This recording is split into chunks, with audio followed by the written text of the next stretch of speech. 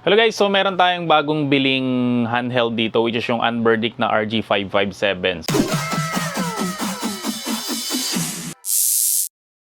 So sa mga hindi agad nakakala, mga Anbernic ay isa talaga siya sa mga gawa-gawa ng mga retro handheld na kamukha nito. So ito guys yung pinakamalakas na retro handheld ng Anbernic. So bago ko guys i-unbox, papakita ko muna sa inyo yung full specs niya na ilalagay ko dyan sa may screen na to, no? So basahin nyo na lang. So ito yung kanyang box, syempre RG557 na katulad ng lahat ng Anbernic is very plain yung kanyang box, color white lang, tapos nakalagay dito is yung RG557. Then may nakalagay dito transparent purple, syempre white. Ang bilhin natin is purple kasi pag white, ang problema doon sa mga tito gamers na kamukha natin kapag nagpahid ka ng efficacent oil tapos hinawakan mo yung color white na Anbernic, ay magmamansya na yun guys yung color green na yun doon sa inyong handheld. Ito nakalagay made in China. So wag kayong mag-alala guys kasi yung cellphone na hawak-hawak nyo ngayon ay made in China yan. So halos lahat naman ngayon is made in China talaga.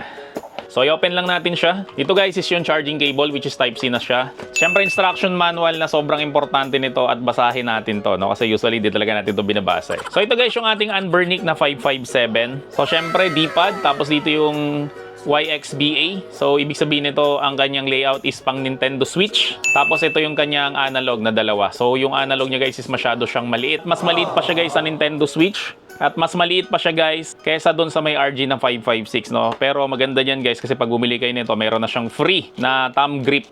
So merong white at syempre merong black. So ang ilalagay natin dito is yung black. Ngayong nalagay na natin siya guys, mas komportable na siyang gamitin. Tapos dito meron siyang R button. Sa RG556 kapag pinindot mo to, is lalabas yung mga emulator. And kapag pinindot mo ulit siya, babalik ka dun guys sa may Android. Tapos meron tayo ditong home button or back button. Tapos dito guys, select start. Tapos sa may taas niya, LBRT. Tapos dito is RBRT. Siyempre nandito yung power button, yung plus and minus para sa may volume button. Siyempre nandito yung kanyang LED indicator. Makikita nyo guys sa may likod, meron siyang built-in na fan. At dito siya guys lumalabas. Yan, para laging malamig yung ating RG557. And itong bilili natin na to is yung transparent na purple at makikita nyo guys na talagang transparent siya. Kita kasi yung mga pesa niya sa may loob. Siyempre guys sa may ilalim, nandito yung kanyang USB port. Tapos dito guys, para sa inyong mga headphone jack. Nandito naman guys yung ating lalagyan ng micro SD card. So pag na-open na natin guys, ito yung kanyang default launcher. So ang problema lang nito guys, itong R button na to, dapat pag pinress natin to is dapat lalabas guys yung emulator niya, kaso dito hindi siya lumalabas. So kinonta ko yung seller nito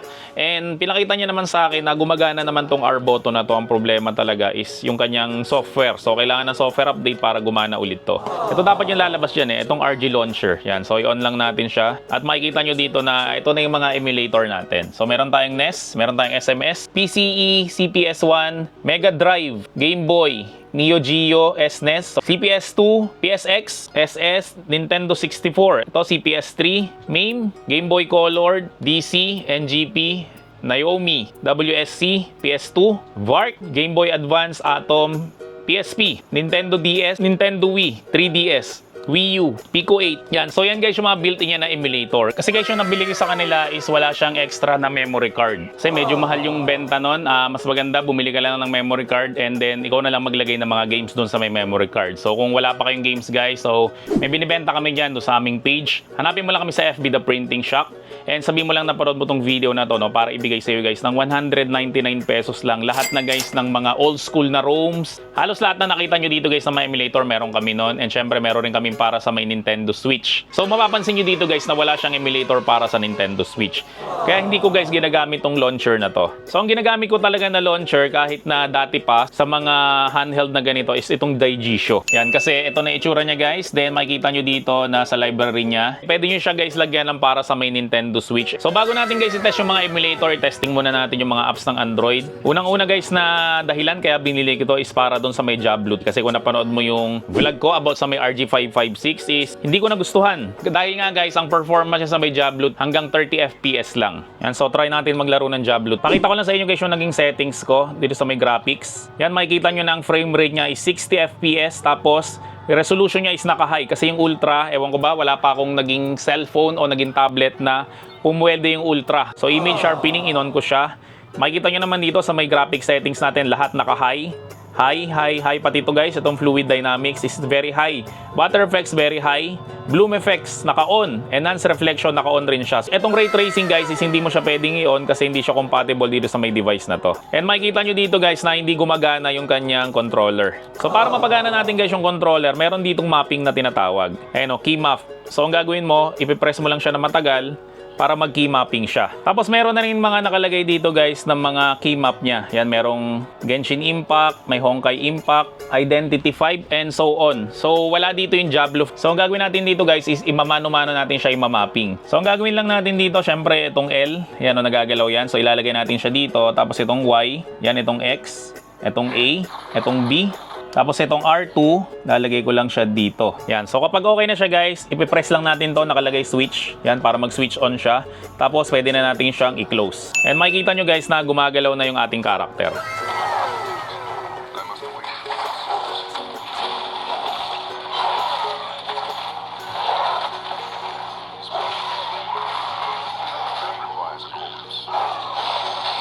And makikita nyo guys, sobrang smooth talaga ng kanyang gameplay. Ayan, walang delay, walang lag. Lahat sobrang smooth. So ang next natin ay titest, syempre, itong Genshin Impact. Diba? Kasi marami naglalaro nito. And ang daming cellphone talaga guys na hirap dito sa may Genshin Impact. Pero ipapakita ko sa inyo guys na panis lang tong Genshin Impact dito sa may RG557. Yan, so ngayong nalagi na natin, syempre, start lang natin yung game. Ito yung lang nakakaasar sa Genshin Impact. No? Lagi na may update. Pero ngayon maliit lang. Kasi nung nakaraan, in-update ko to, grabe. Sobrang laki ng update nitong Genshin Impact, unbelievable. Buti na lang guys, malaki yung ROM nito, 256 gig. So ang gagawin natin dito guys is hindi ko na save yung sa Diablo kanina, no? So imamapping rin natin to. So makikita nyo na naka-default na siya sa Genshin, no? Kasi inopen natin yung Genshin. And automatic guys na nadidetect niya na Genshin Impact yon. So gumagana na kaagad guys yung controls natin. So ipakita ko ulit sa inyo guys yung graphics ng Genshin Impact. Render resolution is highest. Quality shadow is high. Visual effects high. SFX high. Lahat yan guys naka-highest. Tapos 60 FPS natin. Motion blur naka-high. Anti-aliasing meron rin siya. Crowd density high. So lahat siya guys mapapansin nyo naka-high. Pero makikita nyo naman dito na wala siyang delay, wala siyang lag, wala ang kaproblema. Kasi naalala ko dati yung mga cellphone ko dito, sobrang init niya. Yan, ito guys, hindi siya umiinit. May nakalagay guys sa built-in na fan, tas naka-automatic siya. So pwede mo siyang i-cool, pwede mo siyang i-strong. Yan o, naririnig yung fan. Pero sa ganito mga games guys, kahit hindi mo siya lakasan, no, iset mo lang siya lagi sa automatic. Yan, para hindi siya masyadong maingay. So pagpasensya nyo ni character ko, no, kasi talagang dinownload ko lang to para lang matesting to. Kasi ito raw yung talagang benchmark nila ng pagte-testing ng mga games. So maghanap lang tayo ng kalaban. Ayun, meron. There's something huge in the sky. It's headed towards the heart of the forest.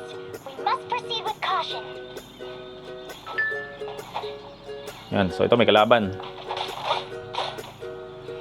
Ano, makikita nyo naman na wala siyang delay, wala siyang lag. Talagang sobrang smooth niya talaga, promise. So bago ko ipakita sa inyo guys yung mga emulator niya. So meron pa dito guys na isang app sa lahat ng handheld na hinawakan ko. Dito ko lang siya nakita. Meron ditong Rixel HK. So pag inopen natin siya guys, makikita nyo dito na merong mga ROMs na pwede nyo siyang i-download. Kita nyo na merong Legend of Zelda para sa may Game Boy Advance, merong Grand Theft Auto para sa may PSP.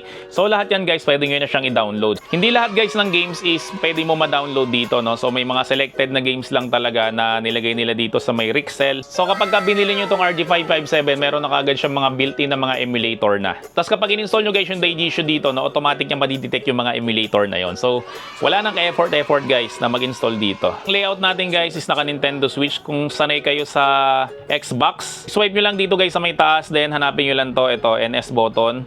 Tapos pwede kayo mamili between Xbox or Nintendo. So ako pinili ko is Nintendo Switch. So simulan natin guys ang ating mga emulator, no. So syempre simulan natin sa pinakamababa. Ang ginagandahan pa guys sa may Daijishu na kapag naglagay ka ng games, no, automatic na dina-download na yung kanyang mga cover. Ito, laruin natin to. Naalala ko nung may family computer ako, ito na yung pinakaunang game na kasama nung family computer namin at kasama na rin yung Papay. Dito guys, kapag mga emulator, hindi nyo kailangan masyado ng mapping dito. Kasi automatic na nadidetect yung ating mga joypad. So siguro hindi na natin i-test yung mga mabababang klase bukod doon sa may family computer, no. So dumiretso na kagad tayo doon sa may PS2 kasi ito medyo mahirap to yung emulate, no. So library natin, then puntahan natin itong God of War 2. So ito guys, tinesting ko rin doon sa may isang vlog ko, sa may RG556, and medyo na frustrate ako doon sa may performance niya kasi hanggang 1 times lang yung kanyang kaya. So ito, papakita ko sa inyo yung settings natin. So sa graphics tayo guys, makikita nyo dito na 3 times yung kanyang upscale multiplier, no? So ibig sabihin nito guys, times 3 yung resolution niya doon sa may PS2. Kaya pag tinignan nyo to sa may personal, akala nyo bagong-bago tong games. So ang ganda ng graphics siya guys. Full HD to 4K na kaagad yung graphics siya dito, no? So akalain mo guys na bago tong game na to, pero totoo nito, 'di ba? PS2 sobrang tagal nito, 20 years na yata to mahigit. No? Pag nakita nyo to sa personal, ang ganda ng graphics nito. Akala mo latest na game para siyang remastered version, 'di ba? Makakita kayo ng mga games na nakalagay remastered version, pero ang totoo noon, ina-upscale lang 'yon o tinataasan lang guys yung kanyang resolution. So from 360p, from 480p, ginagawa nilang 1080p or ina-upscale nila up to 4K. Kaya akala natin bago yung game, pero to luma yun. Yan, so makikita nyo guys, 3 times multiplier, walang kaproblema dito sa may God of War. Isa talaga to guys sa pinakamahirap na i-emulate yung PS2, and at the same time guys, yung God of War 2, isa rin to sa pinakamahirap i-emulate na game, pero kayang-kaya siya nitong RG557. So ang next natin na-emulate, ito naman tayo PSP. So subukan natin tong Dante's Inferno. Di ko alam ba't hindi to nasundan, sobrang ganda ng game na to, natapos ko to sa Xbox. Yan, so makikita nyo na baligtad siya kasi nga naka Nintendo Switch siya na controller, so ipalit natin ulit. Dito tayo again guys, so palitan natin siya guys ng Xbox na controller kasi ang Xbox and ang PlayStation isa yung kanyang layout. So ipakita ko sa inyo guys yung settings naman ng PPSP. So sa graphics siya guys, makikita nyo na 4 times yung kanyang resolution, so naka 1080p na siya. So makakalain mo again dito na parang bago yung game na to, pero luma na to kasi nga guys, para siyang remastered version lang siya. Yan, so smooth na smooth rin guys yung PSP. Sa original na launcher niya, wala siyang Nintendo Switch sa emulator, pero ito nilagyan ko siya. So ang ginagamit ko na emulator dito guys is Sudachi. So library natin guys, then mamili tayo ng game dito. Ito na lang, Sugar Do Valley. Kasi baka makapiright tayo kapag yung Mario yung nilaro natin Then balik rin ulit natin yung kanyang controller kasi Nintendo Switch to. Yan, so makikita nyo na smooth na umaandar itong Sugar Do Valley. Latest game to. Yan, so bumababa siya ng 45 frames per second, pero okay na yan. So mag-try pa tayo dito guys, dito naman tayo sa may Wii U. Ito na lang, Dragon 2. Ito guys yung maganda dito kapag kabili nyo siya, nakaprogram na kaagad yung kanyang mga emulator. Di ka mukha na kapag yung ibang handheld yung binili mo tapos wala pa mga built-in na emulator. Ay, nako. Kung di ka marunong, sasakit talaga ulo mo dun. Yan, itong color green na yan, kapag ka naglalaro ka na, nawawala naman yan.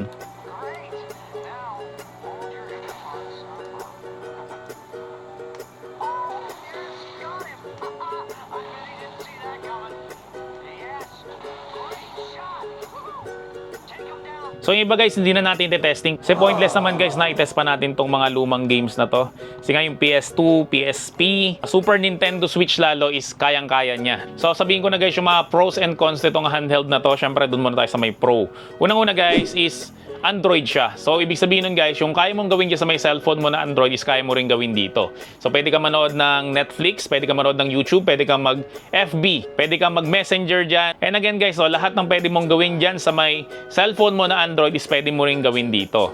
So, pangalawang nagustuhan ko sa kanya guys, sobrang powerful talaga nito. And para sa akin guys, no, mas malakas siya kaysa dito sa may Aya Neo na Pocket Evo. Kung ang lalaruin mo guys is mga PS2 na games kasi Snapdragon Gen 2 to. Ito naman guys is Dimension 8300. So dito guys hanggang 2 times lang yung PS2 niya, yung multiplier nga. Then dito naman guys is hanggang 3 times yung kanyang multiplier na hindi siya naglalag. Dito kasi guys kapag ginawa mo 3 times yung kanyang multiplier is medyo naglalag na siya. Then isa pa sa nagustuhan ko sa kanya is syempre meron na siya mga built-in na emulator. Kasi guys yung mga ibang Android na mga retro handheld na nabili ko, wala siya mga built-in na emulator. So ikaw pa guys yung mag-i-install isa-isa nun. And usually guys yung mga emulator na yun kapag dinownload mo sa may Play Store is meron siya mga bayad. Dahil nga guys meron na siyang built-in na emulator, so very easy na lang yung setup niya. So maglalagay ka na lang ng mga games dito and malalaro mo na kaagad siya. So kapag lumipat ka guys ng launcher, itong Daijisho, wala ka na rin guys poproblemahin kasi nadidetect na kaagad ng Daijisho yung mga built-in na emulator na to at syempre mga games na nasa loob niya rin. Isa pa guys na nagustuhan ko sa kanya bukod sa kanyang built-in emulator, itong Rixel HK, which is nakakapag-download ka nga ng mga games direkta dito sa may handheld mo kaagad. Then isa pa sa nagustuhan ko sa kanya is yung kanyang key mapping. Di ba nakita naman natin kanina na yung Genshin Impact, at syempre yung Diablo Immortal is hindi gumagana guys yung kanyang mga controller. So para mapagana mo siya guys, no, kailangan mo lang guys na iset dito sa may mapping. Yung iba kasi guys sa mga handheld na ganito wala siyang ganon. So pag di siya gumagana is dito ka guys maglalaro sa may screen mismo. Then isa pa sa nagustuhan ko sa kanya is yung kanyang ergonomics. Yung itsura niya guys hindi ko talaga type. Kahit naman guys yung review ko ng RG556 sinabi ko doon na hindi ko talaga gusto yung itsura nito. Kasi bakit may umbok dito. Pero ito guys yung dahilan kung bakit ang sarap hawakin itong RG557. So hindi ka mangangawit dito guys kahit na matagal ka naglalaro dito. And speaking of matagal ka naglalaro dito, syempre yung kanyang battery life. So hindi ka guys mabibitin sa paglalaro dito. Siguro aabot to ng mga 6, 8 hanggang 12 hours kung hindi naman matitindi yung mga nilalaro mo. And kapag ka Nintendo Switch yung nilalaro mo, siguro aabot to ng mga up to 3 hours. And singit ko na lang rin, isa sa mga nagustuhan ko sa kanya is meron siyang built-in na fan. You know, nakita nyo umikot siya. So isa yan guys sa mga dahilan para tumagal yung buhay nito, no? Kasi pinapanatiling niyang malamig yung loob ng ating handheld. Alam niyo naman, isa ang overheat sa mga dahilan kung bakit nasisira yung mga handheld natin na kamukha nito. So yung mga cons naman nito, unang-una is yung kanyang itsura nga. So hindi ko talaga type yun dito, pero yan yung dahilan kung bakit ergonomic siya. Then yung kanyang build quality, kasi masyado siyang glossy. So bakit ako naka-gloves? Kasi pasamado ako guys, yung mapapansin yung daliri ko, basa siya. Kasi pag hinawakan ko to, ay grabe, nagpapawis talaga yung kamay ko. So hindi to guys bagay sa mga pasmadong kamay na kamukha ko. Then ang isa pa sa hindi ko nagustuhan sa kanya, itong border niya na to. Yan, masyado siyang malaki. Hindi kamukha nito. Ito, pakita ko sa inyo itong Aya Neo. Talagang halos dulo-dulo yung kanyang screen. Ito, ang laki. Ang sagwa tignan eh. Pero kapag ka OLED naman guys, no, hindi naman natin napapansin yan once na naglalaro na tayo. So, yun lang guys yung aking unboxing and syempre review nitong RG557. So, kung gusto mo guys sa mga ganitong klase ng content, syempre huwag mong kakalimutan na mag-subscribe dito sa my channel ko. I-like mo na rin tong video na to at i-turn on mo na rin yung notification bell para lagi kang updated pag may mga bago kong update na kamukha nito. And kung saan to guys nabibili, syempre maglalagay ako ng link sa may description section ng video na to. Make sure lang guys na yung link na yun ay i-click mo para siguradong ito yung mabibili mo. So yun lang, maraming salamat ulit sa inyong lahat. See you in my next video and bye-bye!